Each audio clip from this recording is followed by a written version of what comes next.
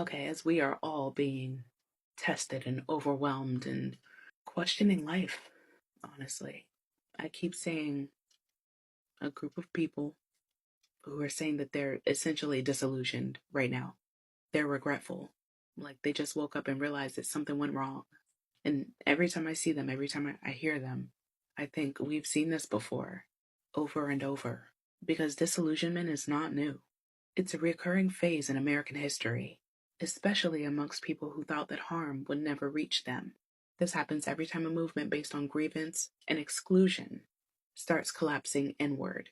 After Reconstruction, when white violence essentially destabilized the South, a lot of white Americans wanted order again. Not justice, just stability. They didn't regret the terror, they regretted the chaos. After Jim Crow violence drew international attention, the regret wasn't about the lynching. It was about embarrassment, about optics, about being seen. Same thing after McCarthyism, same thing after Vietnam, same thing after Nixon. People didn't say we were wrong to destroy lives. They said, wow, this got out of hand. That's disillusionment. And here's the consistent through line. Disillusionment shows up after the promise breaks, not when harm begins, not when warnings are issued, not when marginalized people say that this will hurt us. It shows up when the system stops delivering benefits to the people who supported it. And history tells us this very clearly. White Americans didn't abandon segregation because Black people made a moral argument. They abandoned it when it became economically inconvenient, politically unstable, and internationally embarrassing. Same pattern.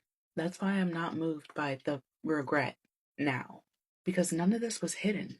The cruelty was visible, the targets were named, and not just by us. He told you what they were going to do. His language was explicit.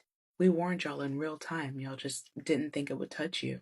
Disillusionment is what happens when people realize that they backed something that was always meant to consume more than just the other, you know? And history says that this part is predictable. People want distance without accountability. They want to exit without naming what they enabled. They want relief from consequences, not repair of harm. But here's the part that history is very clear about. Disillusionment does not stop damage. Only accountability does. And accountability has never come from feelings. It comes from loss of power, loss of legitimacy, and a forced reckoning. After every collapse, there's a choice point. Some people do the work. They tell the truth. They follow leadership they once mocked. They give up control instead of rebranding it. And most don't.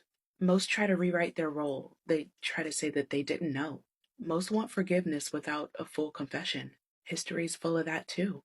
So, what comes after disillusionment? Well, the answer is already written. What comes next is either responsibility or repetition. And America has chosen repetition far more often than repair. The people that were harmed don't get to be disillusioned. We have to survive. So I'm not interested in regret stories. I'm interested in whether this moment breaks the cycle or if it just resets it. Because history didn't care about how surprised you are. It only records what you did when the truth became impossible to ignore. And sorry, y'all, I am not a very forgiving person.